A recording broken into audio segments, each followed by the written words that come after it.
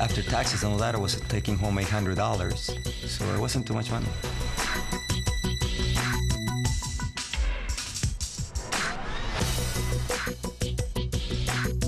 Well, I used to be a dental hygienist up in Canada, and I hated that job. You know, cleaning other people's dirty teeth all day.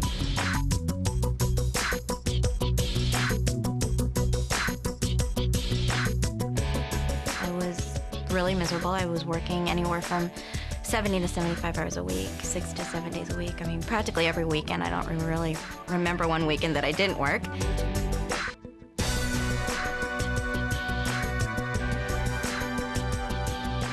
I couldn't just quit what I was doing and stay home with my son as I wanted to. Literally, someone else was raising our child. And, and it wasn't with our principles and our morals, and, that's no way to raise children.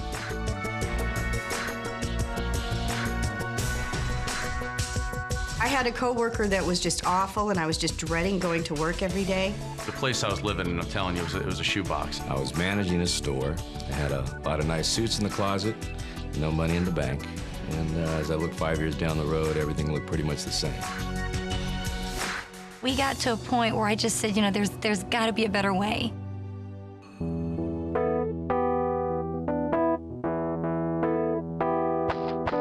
My dad was actually a house painter, still is, and he's been doing it for 30 years. And I saw the road that he had been down, and I knew that I didn't want to be there, and I knew I didn't want to be doing that manual labor. I wanted to have something where I could use my mind and be excited about it.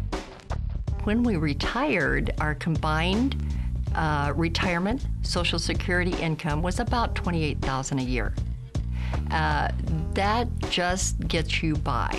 I was waiting tables at Red Lobster.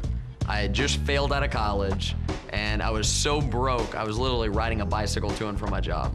And I really got depressed when I would walk into a business, because I did business to business. I was in outside sales. And they'd say, "Frank, the beeper guy's here." So when they started calling me the beeper guy, I realized I was in the wrong career. I don't want to be that anymore. But you'd have to get all excited about it, and I wasn't excited about it. I was a wholesale furniture agent, which was great money, and but like I said, if I stopped selling, there was no income coming in. So essentially, I was chained to the business. I had gone to law school, but for years I'd been a musician. And I thought, you can always be a lawyer. I want to be a rock and roll star. But the music business is nuts. It goes up and down. If I couldn't find a new tour, I'd be bartending and waiting tables and hoping that nobody would recognize me. Corporate America consisted of 60 to 70-hour work weeks, training executive management to do a job that I was doing, getting underpaid. And as the company grew, I became more valuable, so it was a double-edged sword. The better I was at what I did, the more responsibility that was thrown on me, and there's only one me, and I was doing the job of 3 or 4 people.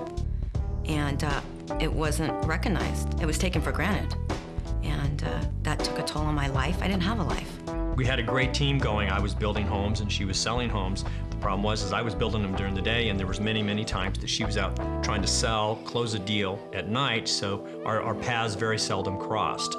I'd always planned on being successful and having to be able to retire. I always thought about that, but it didn't happen that way. I never have known anything else. I mean, I've never known any other type of options other than going to work and getting a paycheck in my other jobs. And when I came in here, I was blown away.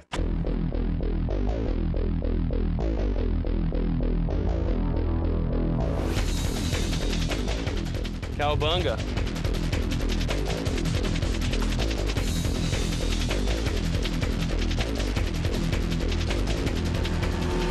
Big houses, great cars, for me it's shoes. If I wanted my boys to look very nice, I don't have to check the tag of the price.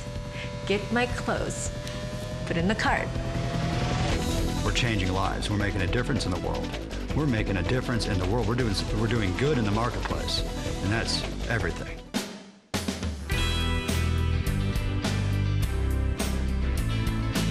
A lot of ways to make money, but there's not many ways you can really be proud about the way that you make money and affect so many people in such a positive way. When I got started, I was definitely looking to make money. There's no question. I was not looking to change the world. I was looking to change my bank account. You know, my first 3 days in the company, I earned about $300, mainly from retail. It was really exciting. It validated that you could actually make money. I remember my very first month, I made $1,000, and that was a lot of money. About a year and a half into the business, still part-time was making $2,500 a month. On average, we make anywhere between $1,500 to $2,500 in profit a month. In the first month, I made $300. I was very excited. Then $800 the second month, then $2,700 the third month, and then I decided to quit my job. First month in business without having a clue. Literally, our mentor said, do A, B, and C. And being a very willing student, I said, okay, A, B, and C. And first month, it was unbelievable. Actually, our income was $1,500. Personally, best month in the business was $2,800. Did exactly what they told me to do, and actually, the very first month made a profit of $700. And the second month, we made $1,400. A year exactly after I started the business, my checks that month were $5,468.28. 2 months later, my check went up to $7,080, and that was the month I went on vacation and came back and got that $7,000 check, so it's been amazing. You know, the royalties grew 5 times in 5 months, and last month we hit about $16,000. And then when I got to 10,000, I thought, well, that wasn't so hard after all. Maybe I can get to 15, and I went from 15 to 20, and then to 30, and then even up to $40,000 a month. So it's just been amazing. A little over $25,000 a month. So I'm pretty excited. The first 9 months of really getting going, I had made $250,000.